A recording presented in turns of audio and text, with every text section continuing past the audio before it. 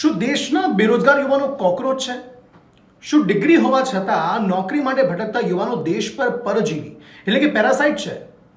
આ કોઈ સામાન્ય માણસે નથી કીધું.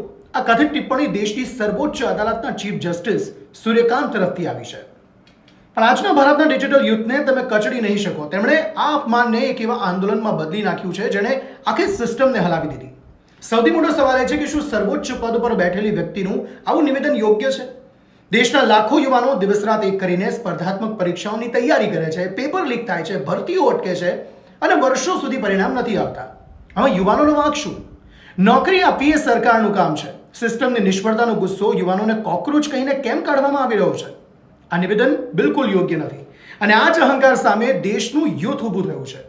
જ્યારે સિસ્ટમ યુથની મજાક ઉડાવે ત્યારે યુથે આખી સિસ્ટમને સોશિયલ મીડિયા પર મજાક બનાવી દીધી.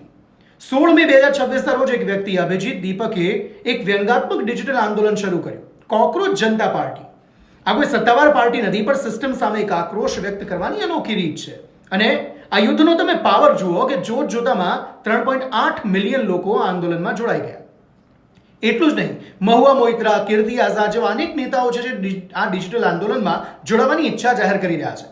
ભલે આ એક વ્યંગ હોય, પણ આ કોકરોચ જનતા પાર્ટીનો 5 સૂત્રીય ઢંઢેરો સરકાર અને ન્યાયતંત્ર પર સીધા સવાલો ઉઠાવે છે. તેમની માંગ છે કે નેતાઓના પક્ષ પલટા પર 20 વર્ષનો બેન લગાવો, જજો રિટાયર થયા પછી તરત રાજ્યસભાના સભ્ય ન બની શકે તેવો નિયમ લાવો અને મહિલાઓને સંસદમાં 50% અનામત આપો. જે સવાલો વિપક્ષ નથી પૂછી શકતો તે સવાલો આજે દેશના બેરોજગાર યુવાનો ડિજિટલ પ્લેટફોર્મ પરથી સરકારને પૂછી રહ્યા છે. આ ટ્રેન્ડે સાબિત કરી દીધું છે કે ભારતનું યુદ્ધ જો ધારે તો સોશિયલ મીડિયાના એક મીમ અને ટ્રેન્ડથી પણ સત્તાના સિંહાસનને ધ્રુજાવી શકે છે. આજના યુથને કોકરોચ સમજીને કચડવાની ભૂલ ન કરતા સાહેબ. આ દેશ યુવાનોનો છે અને યુવાનોથી જ ચાલશે.